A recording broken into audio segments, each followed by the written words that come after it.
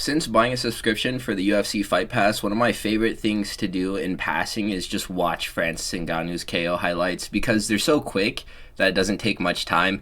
If you wanted to sit down and rewatch a fight like Max Holloway versus Volkanovski, any of those fights, you're committing 30 minutes of your time to sitting down and actually watching it for attention. With Francis Ngannou's clips, you kind of just turn your brain off and watch someone go to sleep, and it's great. But these clips, they fill me with sorrow, great sorrow, over the fact that Francis Ngannou is spearheaded between two other fighters for the title of the greatest heavyweight.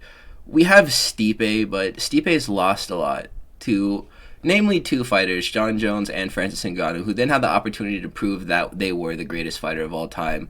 But certain fights just didn't happen for them to be able to hang on that claim. In the case of Francis Ngannou, it was the fight with Jon Jones that he was never able to get, and then he fell out with the UFC and then left to box, so that fight was impossible to make. With Tom Aspinall, it's again Jon Jones, and he can't fight Francis Ngannou because the relationship with the UFC isn't good. Eric Nicksick got into an interview, and I'm not sure if that was just a feeler or whatever. Francis Ngannou made no official statement requesting to come back to the UFC, himself personally at least.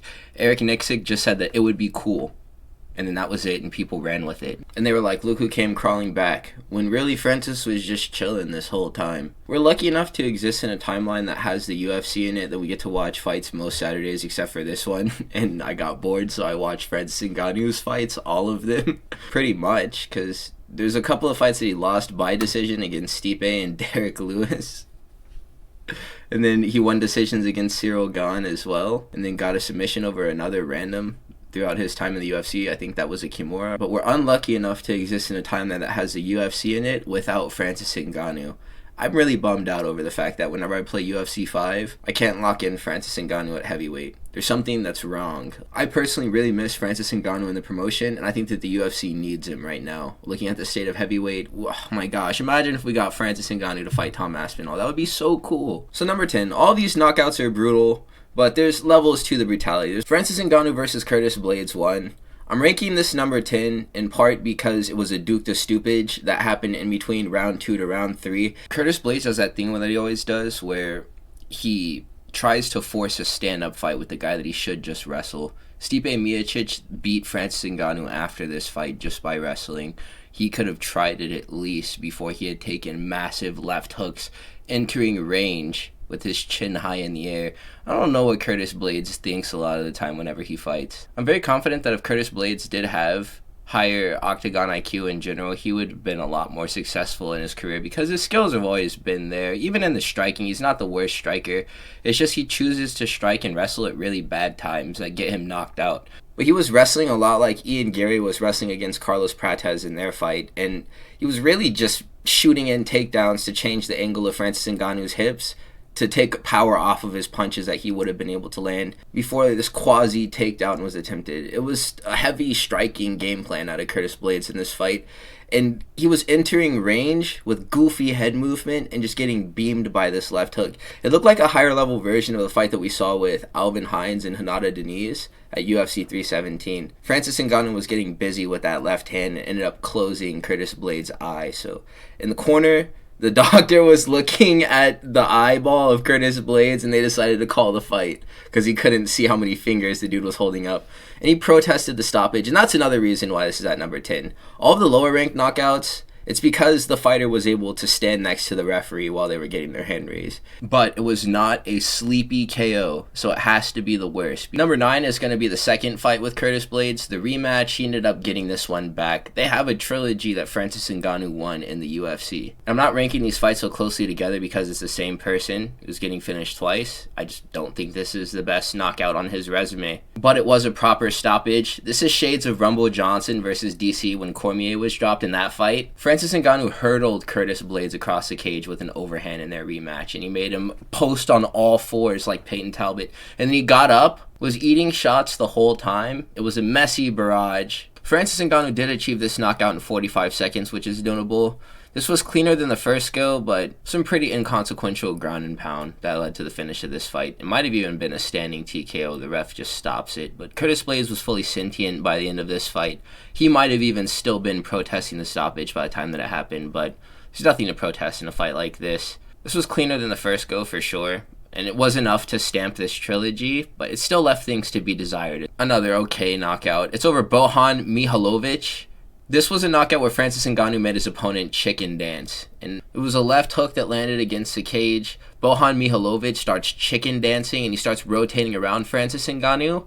And he realized, oh my god, I just got hit with the hardest punch I've ever taken in my life. And then he instinctively pulls guard, and Francis Ngannou gets some ground and pound in, but a lot of it is caught on the guard. And it cuts him open, sure, because whenever he stands up, he's bleeding, Bojan is. But he was still with it enough to protest this stoppage. And I can't believe that people who fight with Francis Ngannou, especially in this form, whenever he was a lot younger and explosive and had no injuries to his name, I can't believe that these dudes are protesting these stoppages like they want to stay in these fights. Bojan had no business even being in the cage with Francis, and I'm not sure whether it's just to save face or if they actually want to continue to see if they can win that fight, but this was a wicked knockout. For anyone else, this would be crazy, but for Francis, it's like, alright. Now we're getting into the good stuff. If I'm not mistaken, from 7-1, we're into some of the greatest knockouts in UFC history. So let's get into this one over Junior Dos Santos. It was a short hook that Francis Ngannou, he grabbed Junior Dos Santos and he chased him and landed the punch with. And I'm not sure if you've been paying attention to the last slides of Francis Ngannou's face as he's throwing these punches.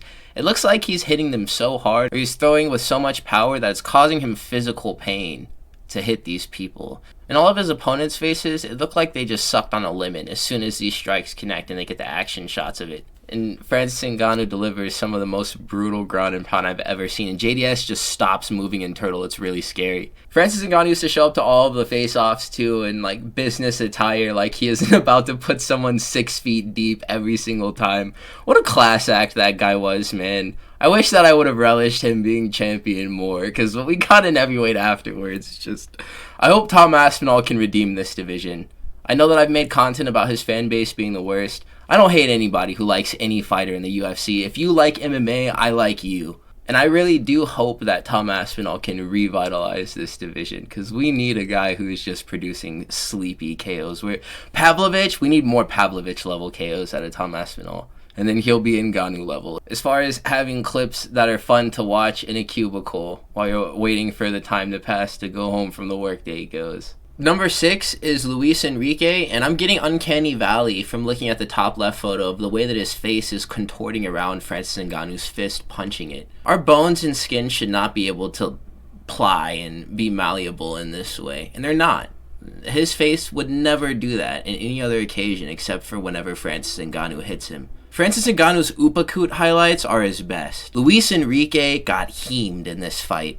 Francis Ngannou, whenever he was fighting mid and lower level talent in the heavyweight division that he knew he was there to just knock out and put on performances through, he would get really frustrated super early on that he didn't knock out his opponent, I guess, and he would just aggressively chase finishes to end the fights. Or he would just create the openings. And he created these openings by any means possible. This dude Luis Henrique went out cold. And what was funny about this was that it was an extended combination. It looks like Francis knocked this dude out on accident. He throws a lead hook and a big uppercut. Like, whoom, whoom. And those punches miss. I think the lead hook connects on the guard, and then the uppercut just glances off of the guard and just goes right by his head. So he's like, damn. Well, let me try to finish the fight again. And he throws 2 more really big shots, and they just miss. And at the very end of the combo, he just throws a lead uppercut. Whoom!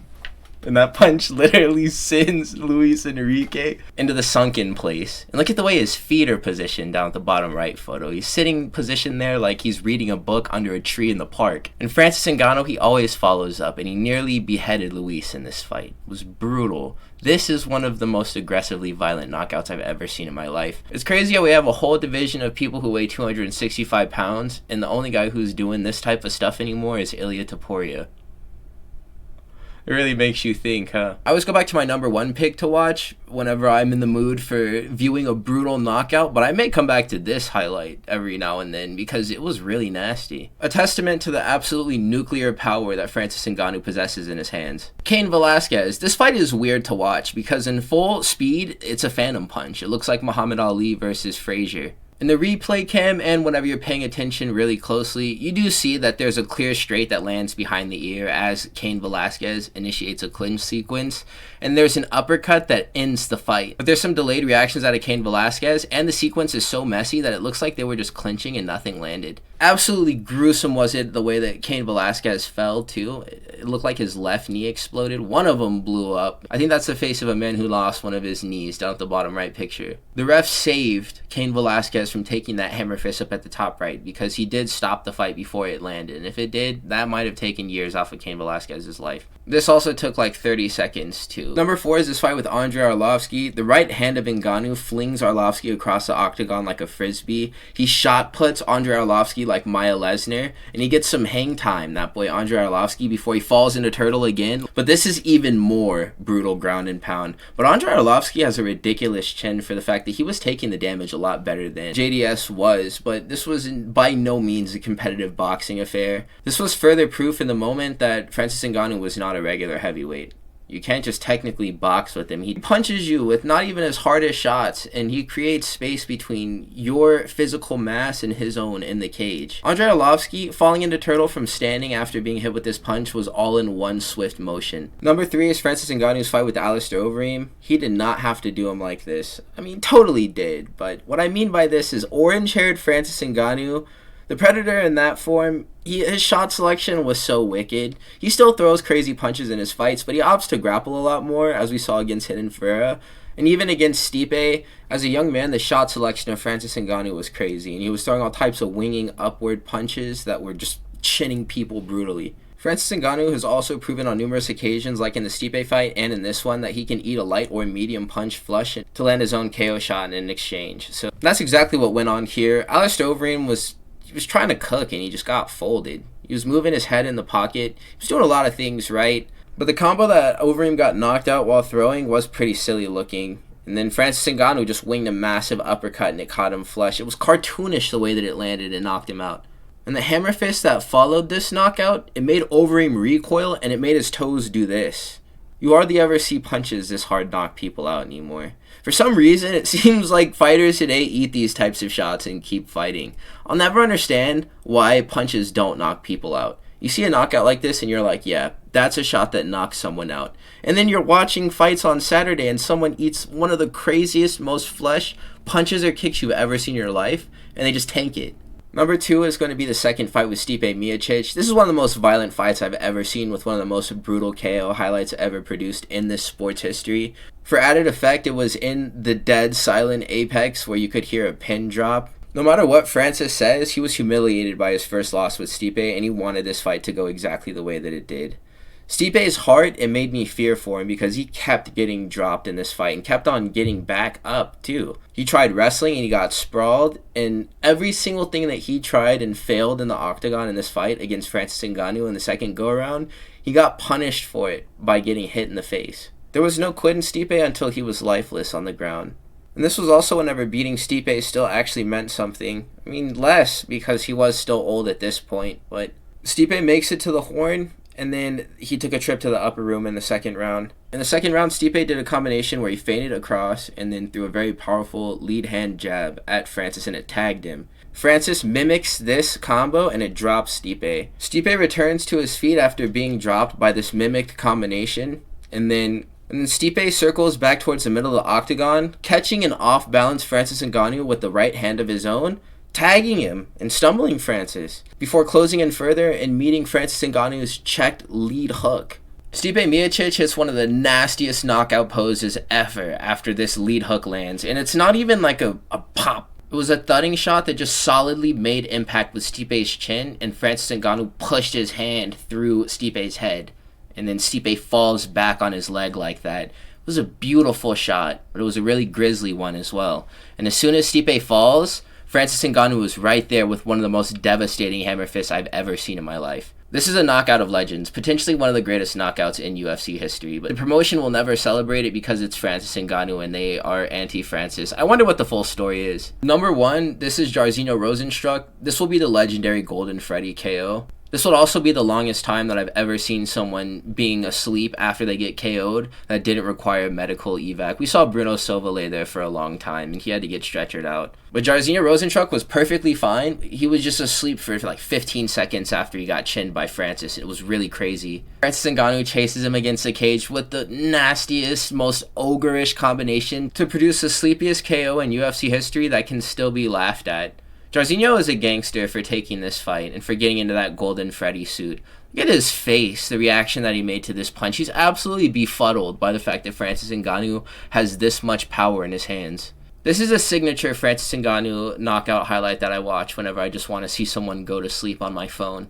All roads lead me back to this place every single time without fail. So before I get off of here, I just want to say you leave that man alone. Because if you remember after his PFL fight, he broke down in tears in the octagon because he had just lost a kid that year in April. It's an actual child that was delivered and he held it and it died. And that is horrible. And I am so sorry for the fact that happened to him. And this is a hardship he faced on top of growing up working in the sand mines and having to flee his home country and leave his family behind in pursuit of an MMA career.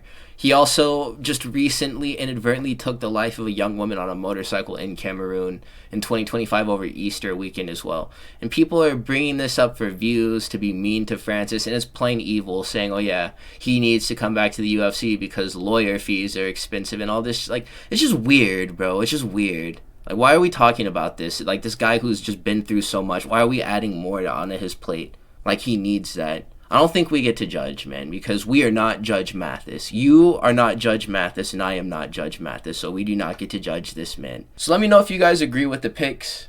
That's going to be my top 10 placement of Francis Ngannou's knockouts in the UFC. If you made it to this point in the video, please do like, comment, and subscribe. I will be back tomorrow likely with my predictions for UFC Nashville, Derek Lewis versus Taliesin Teixeira. So stay tuned for that, fellas. Have a wonderful day. Peace out.